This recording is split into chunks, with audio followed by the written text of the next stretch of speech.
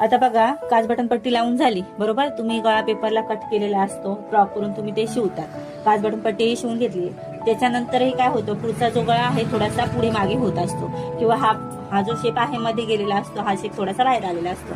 अशा वेळेस जो असतो ना, पुढच्या गळ्याचा शेप आपला थोडासा बिघडलेला असतो म्हणजे थोडासा आहे बघा, कमी जास्त झालेला असतो. पुन्हा ही पट्टी वर खाली झालेली असती. गळ्याचा शेप जो आहे प्रॉपरली आपला पुढे मागे झालेला असतो, शेप बिलकुल राहत नाही. अशा वेळेस कसा शेप द्यायचा ते सांगते. सगळ्यात पहिले ही पट्टी जी आहे एकावर एक अशी ठेवायची. ओके, व्यवस्थित चेक करायची. आपला हा जो पॉइंट आहे तो पॉइंट आपण व्यवस्थित बघणार बरोबर. हा पॉइंट एकसारखा आहे. आता तुझा गळा बघ, ही पट्टी वरती खाली दिसली, खालचं व्यवस्थित चेक केलं.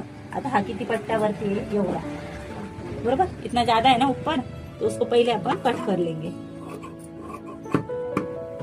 हो काय, मग तो खालीवर आहे ना गळा, खालीवर असल्यामुळे पहिले हे पण एक सारखं पाहून घ्यायचं. मग काय होतं, कित्येक वेळा बघा एक शोल्डर उतरतंय, कित्येक लेडीज बोलतात माझं एक शोल्डर उतरतं, एक बरोबर बसलं. हा जर तुम्ही पॉईंट चेक केला नाही तर ती असा प्रॉब्लेम क्रिएट होत असतो. तर मग आहे ना, ते व्यवस्थित चेक केलं ना होऊन जातं. मग आता असा पॉईंट केला, आता याचाही शेप पूर्ण बिघडलेला आहे, तर तुम्ही हा थोडासा राऊंड शेप बघून घ्यायचा. असं गोल व्यवस्थित आला पाहिजे.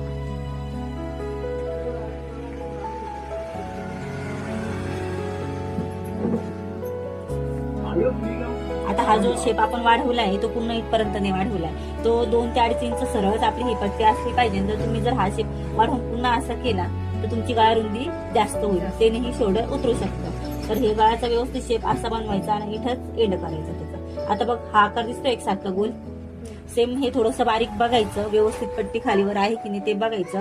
गळ्याचाही एकसारखा शेप आपण गोल व्यवस्थित बनवून घ्यायचा, मग तो कट करायचा.